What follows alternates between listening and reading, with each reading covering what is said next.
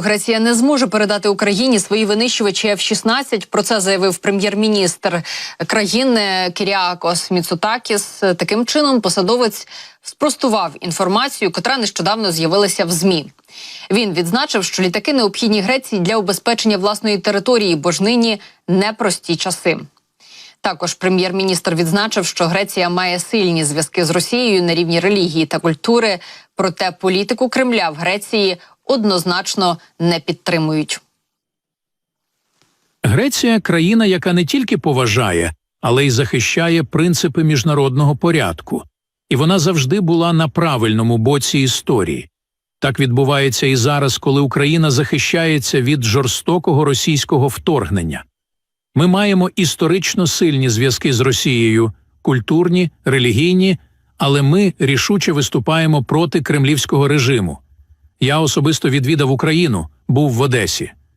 Я бачився з президентом Зеленським у Вільнюсі в четвер. І я пообіцяв продовжувати підтримувати Україну в міру наших можливостей, не ставлячи під загрозу нашу власну здатність захищатися, тому що ми також живемо в складній частині світу. Ну і далі хочеться поговорити про важливу зустріч. 3 дні Олаф Шольц пробув в Китаї, і вже відбулася зустріч Сі Цзіньпіня та Олафа Шольца, зокрема прес-конференція в рамках цієї зустрічі. Я нагадаю, що Шольц перебував з триденним візитом, і за результатами цієї зустрічі очільники двох країн відзначили певні важливі моменти. Сі Цзіньпін наголосив, що, зокрема, говорили і про врегулювання війни в Україні. Китайський лідер відзначив, що є 4 принципи відновлення миру. Далі я зацитую, що сказав Сі Цзіньпін.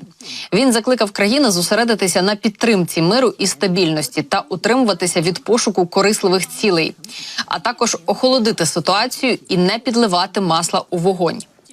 Також китайський лідер відзначив, що необхідно зосередитися на відновленні миру і утримуватися надалі від посилення напруженості.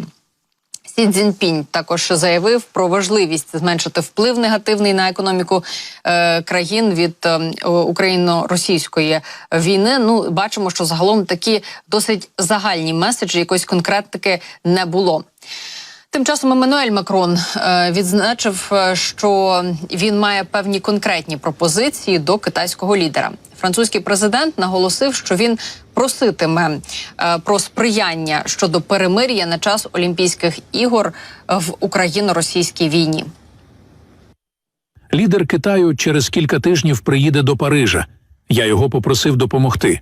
У 2022 році перед нами теж стояло таке завдання перед зимовими Олімпійськими іграми, які приймав Китай.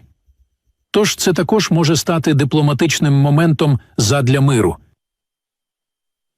При цьому вже є реакція Кремля на таку ініціативу Макрона. Пісков відзначив, що для такого кроку є певні перепони. Окупанти бояться, що за час перемир'я українські війська можуть значно посилитися.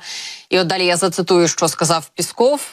Помітили, що, як правило, київський режим, як говорить Пісков, використовує такі ідеї, такі ініціативи, щоб спробувати перегрупуватися, спробувати переозброїтися. Ну, от такі от ідеї Кремля. Ну, а тим часом в Греції запалили олімпійський вогонь, і нині його передали в 11-денну подорож по всій країні. Нестимуть вогонь 550 факелоносців. До Парижу олімпійський вогонь прибуде 8 травня, ну а самі Олімпійські ігри розпочнуться 26 липня і триватимуть до 11 серпня.